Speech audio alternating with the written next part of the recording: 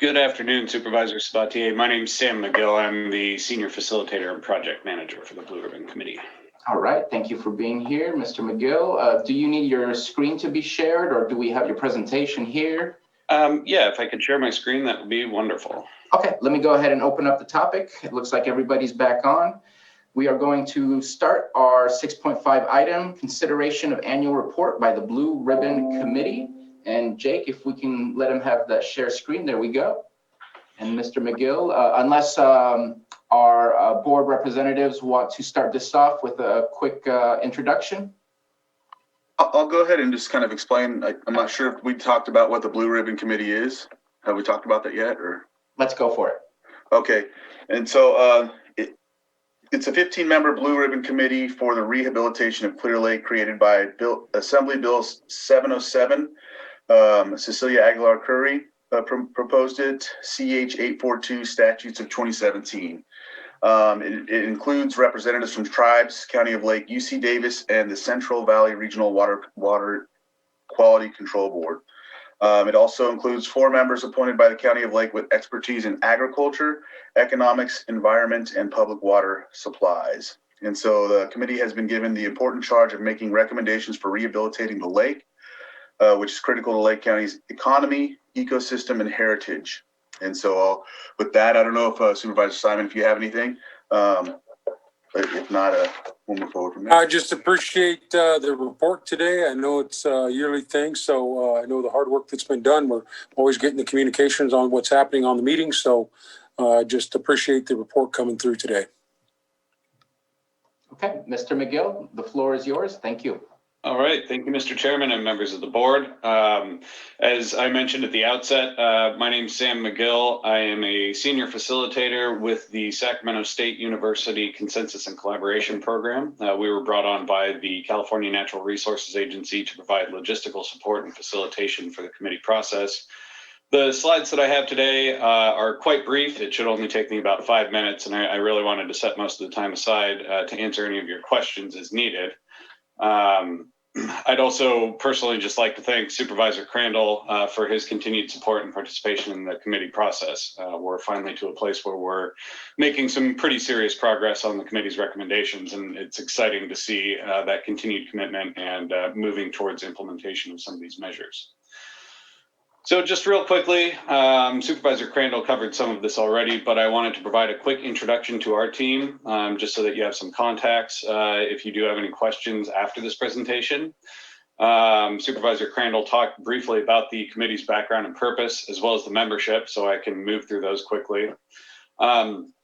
We have done a number of these presentations to various community organizations and cities around Clear Lake, but what we've found is that there's still some confusion about the organizational structure of the committee itself and our coordination with some of the ancillary research activities that are happening in parallel. So I'll talk about that just a little bit. But then really the majority of the time that I wanted to spend is on the committee's annual activities and the actual recommendations that have been submitted this year. So just real quickly, we have a great team of folks that are sort of championing this effort at the state level. Our chairman, Eric Sklar, serves as the chairman of the Blue Ribbon Committee. He's also the president of the California Fish and Game Commission. So it's great having somebody who's plugged into all of the, with all of the different leaders at the Resources Agency on this effort. My colleague and our managing senior mediator, Dave Sepos, serves as the overall project manager, but I'm really the day-to-day contact on the project itself. As I said, if you have any questions about this moving forward, you can certainly reach out to me. I know Supervisor Crandall has my contact information, as does Supervisor Simon.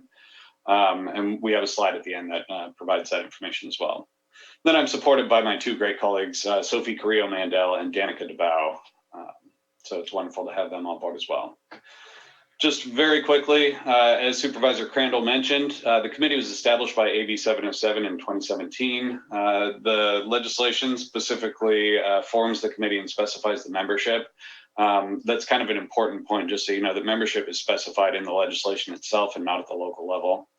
And at the end of the day, you know, the whole purpose of the committee is to develop really detailed recommendations to clean up the lake for environmental gains, that will also increase its regional prominence for recreation and economic development. It's often said that as Clear Lake goes, so goes Lake County. It's a wonderful, wonderful resource. And I know that all of the people involved in the committee are really dedicated to making some of those improvements over the long run. Just one note. Every year, and it's specified again in the legislation, the committee's primary work product is an annual report to the legislature and governor that's required before January 1st of each year. The effort was launched in 2018. We delivered the first annual report to the governor and legislature on January 1st of last year. And then most recently, the most recent report was delivered to the Resources Agency for distribution to those same parties on December 29th and I do apologize, that should be December 29th, 2020. The committee is made up of 7 federally recognized tribes in the area immediately impacted by Clear Lake conditions. We have 1 member of the Board of Supervisors. Thank you very much, Supervisor Crandall, for serving as the primary representative, and Supervisor Simon as the alternate. Likewise, the county itself also appointed experts in the following areas. So we have local economic development, agriculture, the environment, and public water supplier. Then there's sort of these 2 at-large seats as well, one by UC Davis and one seat occupied by the Central Valley Regional Water Quality Control Board. The committee itself is, because it's a formal body established by legislation, it is subject to all of the requirements of the Bagley-Keene Open Meetings Act. So we do make sure that we follow many of the same rules that you do at the local level. We must have a quorum present to make any decisions, and all meetings are open to the public and publicly noticed. I do apologize for how kind of busy this slide looks, but I just wanted to give you all kind of a quick overview of how the committee itself functions. So the Resources Agency serves as kind of the parent organization. The legislation establishes the Blue Ribbon Committee as a specific program under the Resources Agency, but ultimately, between that relationship, the Resources Agency is required to kind of approve and shepherd all of the recommendations the committee comes up with through the legislature and governor's office, whether that's a budget change proposal in the future, advocating for specific recommendations. That's really kind of the Resources Agency's bailiwick. The Blue Ribbon Committee itself, though, at the local level is the decision-making body and approves all of those recommendations. And then it also has several subcommittees. The one that's been operating the longest is our technical subcommittee. That group is really involved with developing specific recommendations to address some of the water quality challenges that Clear Lake has, and is focused very much on kind of the hard lake science. But as Assemblymember Aguilar-Curry's office has impressed on us a number of times, the socioeconomics are critical as well. The legislation finds that Clear Lake is one of the primary economic drivers of Lake County, which you're all very, very well aware of. So we have this other group to come up with socioeconomic recommendations to improve the social and economic well-being of communities directly impacted by the health of the lake as well. There's also a third group that we haven't convened yet, but given the really critical importance of the lake for many of the cultures around the lake itself, we've set up or will set up a cultural and traditional ecological knowledge subcommittee. So that's in the works, but it hasn't been launched yet. And then the final thing that I'll mention on this slide, in addition to sort of the formal structure of the committee, UC Davis also has contracts through the California Department of Fish and Wildlife to conduct research both in the lake and in the communities around the lake. So on one side, you have a number of experts from the Tahoe Environmental Research Center who are really, they're one of the premier bodies in the entire world for developing a good understanding of lake science. And they've been hard at work developing a monitoring network within the lake to understand what drives some of the environmental challenges. And that work is funded through, I believe, June of this year. Then on the other side, UC Davis also has a contract. Their Center for Regional Change is developing an economic development strategy, and they've reached out to a number of folks throughout the county, including many of the tribes, the Economic Development Commission, and others to help formulate an economic development strategy. Both of those groups are separate from the committee process, but we've really strived and will continue to work to make sure that there's sort of a free exchange of information between what the committee's doing and what those research groups are doing, so that we can inform their work products and vice versa. But I do want to make sure that everyone understands those are separate efforts. Want to give you just a real quick rundown of what our yearly process typically looks like. The legislation specifies that the committee has to meet at least quarterly, but we can and certainly have scheduled additional meetings as needed. So around the spring of each year, the committee meets to discuss the status of funding its previous year's recommendations and sets priorities for the current year.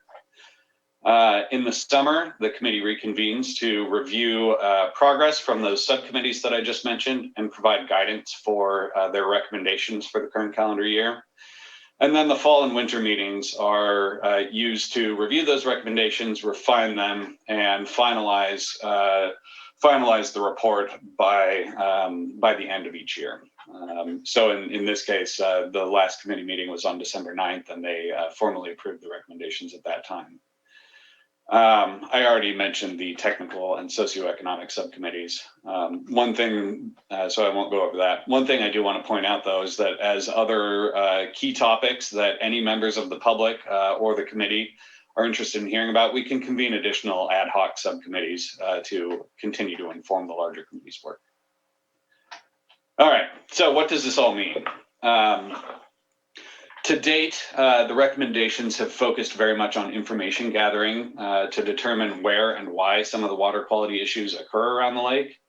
I think many of you are very familiar with, in particular, the cyanobacteria blooms that occur at times throughout the lake. Those have a variety of impacts to lake health, to recreation around the lake, and to water supply treatment costs. So the committee has focused very much on that cyanobacteria issue and the harmful algal blooms that occasionally occur. But there's also legacy mercury issues that I'm sure many of you are very familiar with as well. So we've been working off and on with EPA since they manage much of the remediation for the Sulphur Bank mercury mine site. We want to make sure that the committee is really kind of a clearinghouse and a spot where a lot of that information can be digested and turned into actionable recommendations.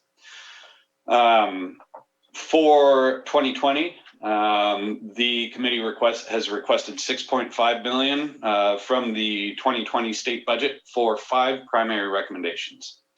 That includes a distributed hydrologic model of the upper watershed, comprehensive monitoring plan for the same area.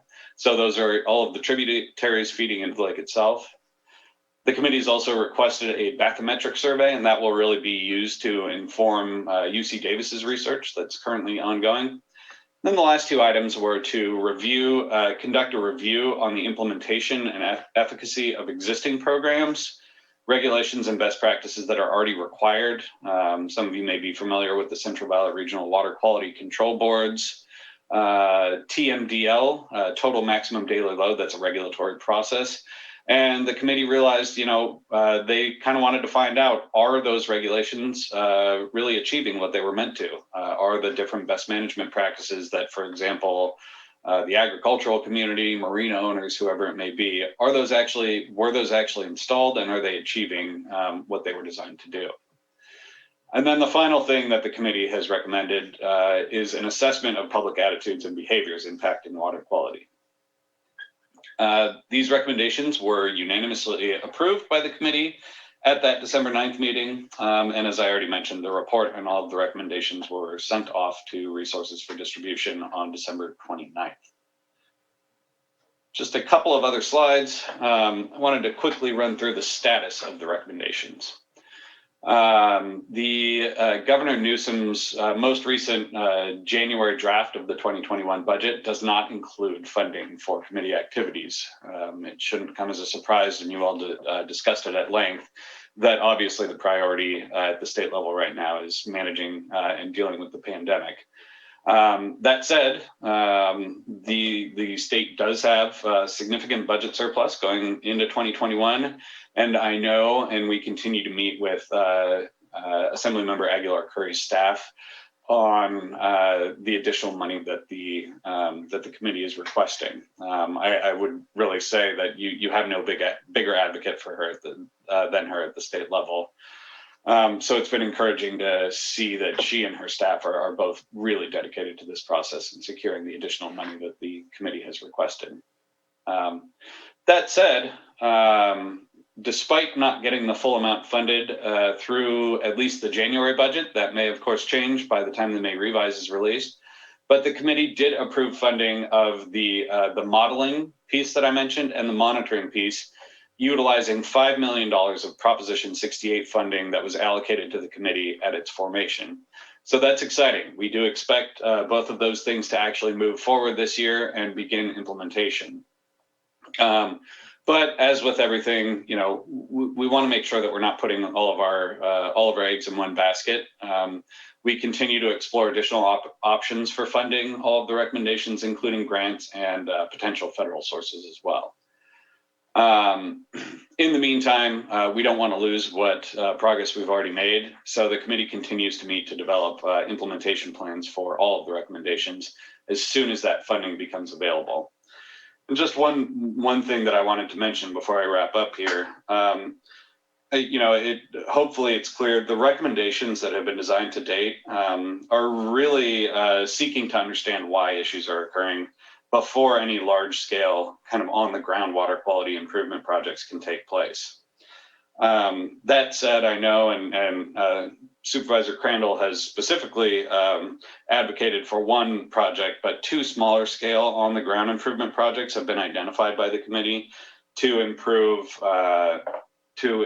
specific tributaries on Clover Creek in Upper Lake and Kelsey Creek, the replacement of the existing Kelsey Creek fish ladder.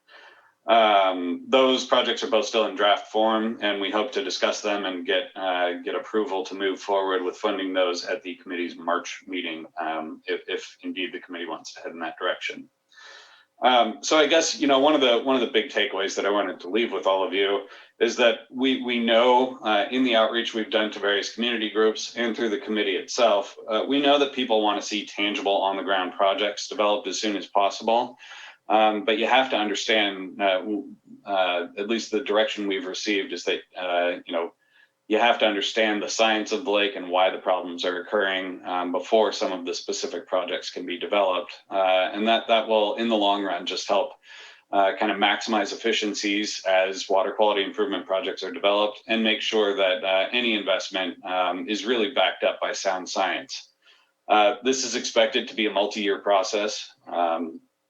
As I mentioned, I know Assemblymember Aguilar-Curry's staff is a very strong advocate for it and wants to see it continue. And we're getting to a place where, you know, over the next couple of years, the lake science will be understood to a much greater degree than it ever has been in the past. And some of those projects can start being developed. So with that, I really wanted to stop and again, thank you all for the opportunity to present here today. We do have that final report for 2021. I'd be happy to share it. I know Supervisor Crandall has a copy of it, and we can share it with the full board as well. Our contact information is up here on the page that you see in front of you. If you have any questions at all about the process in the future, feel free to reach out to me at any time. You have my email address there. And with that, I just wanted to give you all the opportunity to ask any questions you might have. Thank you very much, Mr. McGill, for your presentation. Any questions or comments from board members? Supervisor Scott. I don't have any questions, just thankful that we're moving forward with this committee. I know when I was first seated on the board, I had a conversation with our Assemblywoman, and we were very fortunate to have her fighting for Lake County to put this committee together, and it came with funding, which doesn't always happen when you form things. So I'm just really appreciative that we're moving forward, and I think we have a pretty good idea of what our problems are, and then the phosphorus overload and such. So I'm really excited to see what projects we come up with to start resolving some of these issues that we have in our lake. All right, thank you very much. Any other comments? Yeah, Supervisor Pyska. I just want to echo what Supervisor Scott said. I'm really grateful for this committee and the work they've been doing. I was lucky enough to sit in on several sessions over the past couple of years. Just can't do it now because of Brown Act, but that's okay. I also was part of the socioeconomic subcommittee. So a lot is being discussed. There's a lot on the table, and I'm really hopeful for the work that's happening with this group. And I appreciate that there are some alternate funding sources possibly for this year. Okay, thank you. Any other comments or questions? I know that I spoke with our Assemblywoman, Aguirre Curry, not too long ago, where because of the amount that the state is putting into the whole pandemic and trying to help businesses, help people, get the testing out, get the vaccine out, there's been some setbacks in the budgets. And I know she was fighting hard to try and maintain that budget to be able to continue the work that the Blue Ribbon Committee is doing. We're going to see how everything ends up once the numbers are finalized. I want to ask the studies that are happening. I know that there was a major study done from UC Davis back in 1994. Will there be comparisons to what we see today versus what we see then, just to see maybe what's happened physically and environmentally between 1994 and now, to see what the differences are, to see maybe what changes we can apply here locally?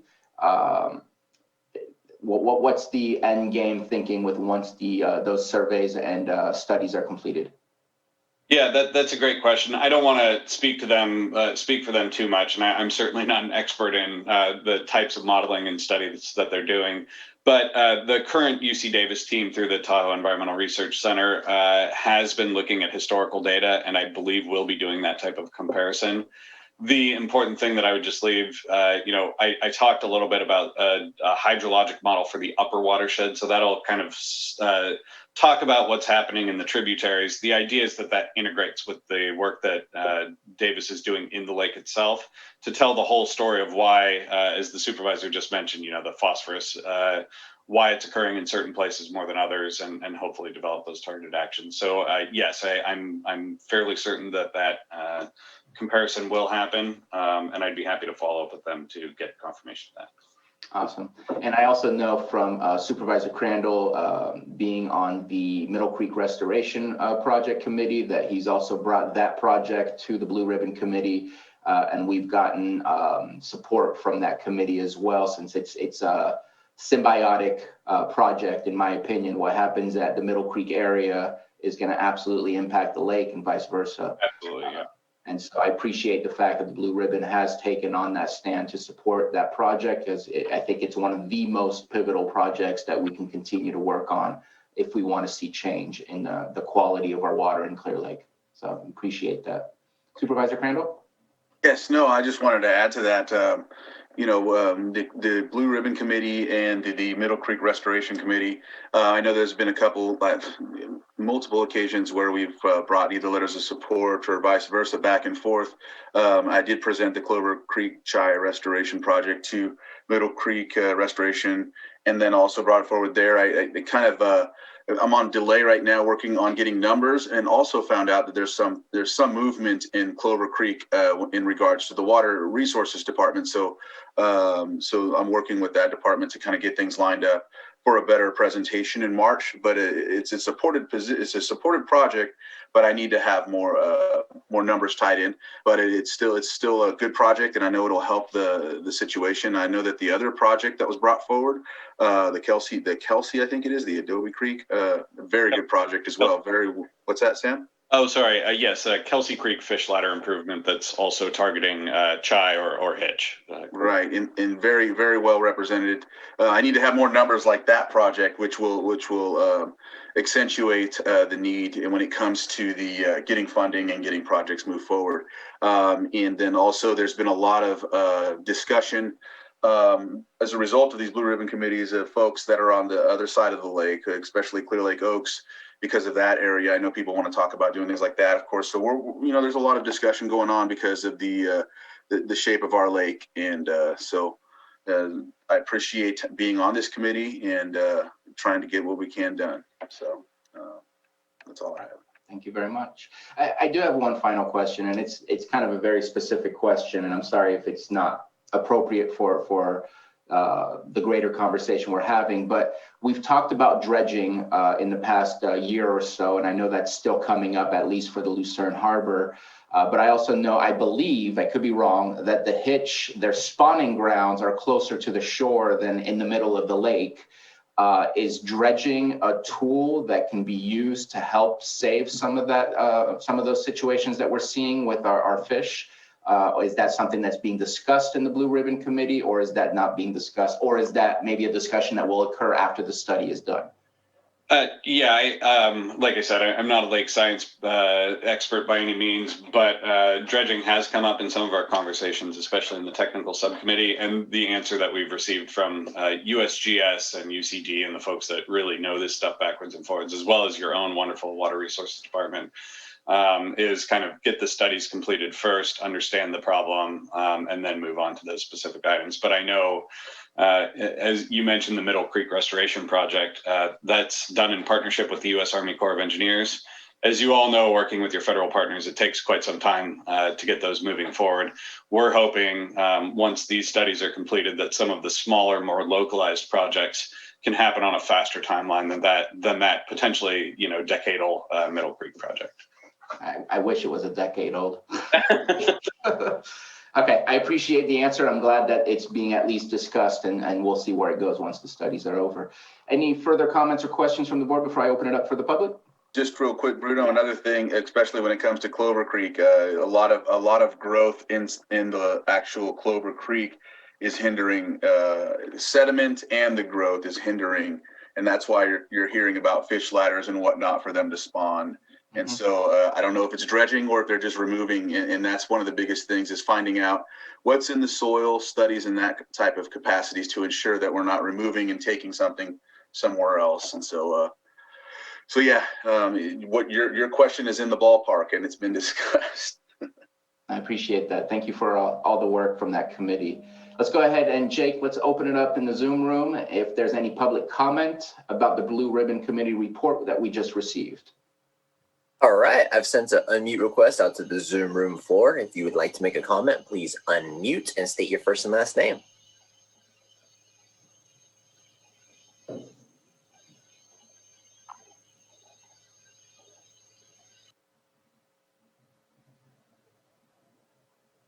Okay, hearing none, let's go ahead and close public comment and bring it back to the board. Any final comments before we move on? Mr. McGill, thank you so much for your presentation and your team's hard work. I'm looking forward to some of those goals being completed and some of those studies being completed so that we can hear more of what kind of action plan we might be looking at in the near future. Great. Thank you all very much, and we're happy to come back and provide updates anytime. Thank you. And I will say this, and I can't say it as the board, but myself, if there's need for the board to look at taking action to try and get you the funding needed for these things, I would say please come back for a discussion at the board because I want to see the funding coming through.